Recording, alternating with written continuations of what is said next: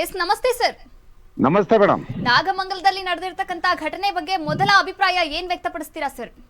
ಇದು ಪೂರ್ವಯೋಜಿತ ಕೃತ್ಯ. ಬೇಕು ಅಂತಲೇ ಇವತ್ತು ಗಣೇಶ ವಿಸರ್ಜನೆ ಸಂದರ್ಭದಲ್ಲಿ ಪೆಟ್ರೋಲ್ ಬಂಪ್ಗಳನ್ನ ಮತ್ತು ಲೋಡ್ ಗಟ್ಲೆ ಕಲ್ಗಳನ್ನ ಸ್ಟಾಕ್ ಇಟ್ಕೊಂಡು ಏಕಾಏಕಿ ಇವ್ರು ಹಲ್ಲೆ ಮಾಡಿರ್ತಕ್ಕಂಥದ್ದು.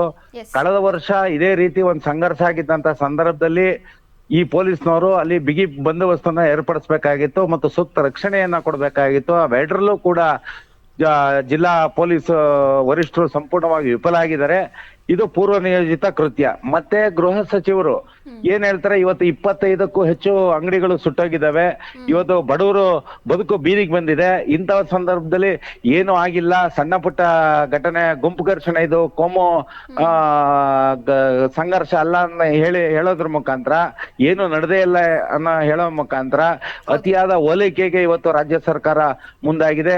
ಈ ದುಷ್ಕೃತ್ಯ ಮಾಡಿದಂತಹ ವ್ಯಕ್ತಿಗಳಿಗೆ ಏನಾಗಿದೆ ಅಂದ್ರೆ, ನಮ್ದೇ ಸರ್ಕಾರ ಆಡಳಿತದಲ್ಲಿದೆ, ನಾವ್ ಯಾವ್ದೇ ರೀತಿ ಒಂದು ದುಷ್ಕೃತ್ಯ ನಡೆಸಿದ್ರು ಕೂಡ ನಮ್ಗೆ ಏನು ಮಾಡೋದಿಲ್ಲ ಅನ್ನೋ ಒಂದು ಮನಸ್ಥಿತಿಯಿಂದ ಈ ರೀತಿ ಮಾಡಿದ್ದಾರೆ ಅನ್ನೋದು ನನ್ನ ಅಭಿಪ್ರಾಯ. ಮಂಜುನಾಥ್ ಅವರೇ, ಯಾವ್ದಾದ್ರು ಧರ್ಮಕ್ಕೆ ಈ ಸರ್ಕಾರವನ್ನ ಬರೆದು ಕೊಡ್ಲಾಗಿದ್ಯಾ?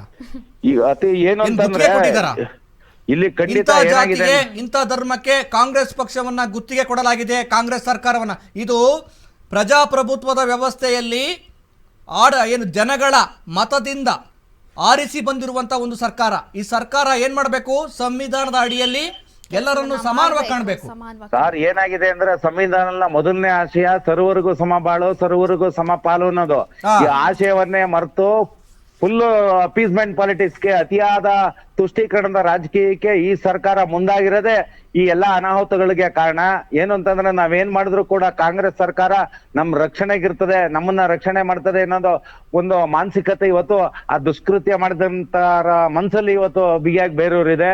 ಮತ್ತೆ ಏನು ಆ ಬದರಿಕೊಪ್ಪಲ್ನಲ್ಲಿ ಗಣೇಶ ಉತ್ಸವ ಸಮಿತಿಯಿಂದ ಏನು ಉತ್ಸವ ಮೂರ್ತಿಯನ್ನ ಕೂರ್ಸಿದ್ರು, ಅವ್ರನ್ನೇ ಬಂದ್ಸೋದ್ರ ಮುಖಾಂತರ ಇವತ್ತು ನೈಟ್ 1 ಗಂಟೆ 2 ಗಂಟೆ ರಾತ್ರಿನಲ್ಲಿ ಮನೆಯಲ್ಲಿ ಆ ಒಳ ಈ ಸರ್ಕಾರ ಗಣೇಶ ಉತ್ಸವವನ್ನ ಮಾಡುವಂತ ಸಮಿತಿಯ ಟೀಮನ್ನೇ ಬಂಧನ ಮಾಡ್ತಾರೆ ಅಂತಂದ್ರೆ, ಇವರು ಕಲ್ಲು ತೂರ್ದವ್ರನ್ನ, ಪೆಟ್ರೋಲ್ ಬಾಂಬ್ ತಂದವ್ರನ್ನ, ಲಾಂಗ್ ಹಿಡ್ಕೊಂಡವ್ರನ್ನ, ಬೈಕ್ಗಳಿಗೆ ಬೆಂಕಿ ಹಚ್ಚಿದವ್ರನ್ನ ಎಲ್ಲ ಹೂನರಾಗ್ತಾರಂತ ಇವರು. ಅವರೆಲ್ಲ ಏನು ಈಗ ಅದೇ ಪರಿಸ್ಥಿತಿ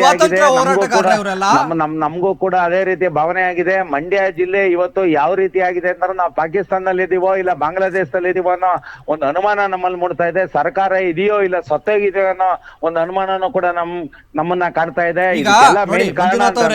ಇಂಥ ಘಟನೆಗಳಾದಾಗ ತುಂಬಾ ಸಮಸ್ಯೆನ ಅನುಭವಿಸೋದು ಸ್ಥಳೀಯರು. ಆದ್ರೆ ಸರ್ಕಾರಕ್ಕೆ ಒಂದು ಜವಾಬ್ದಾರಿ ಇರ್ಬೇಕಾಗತ್ತೆ.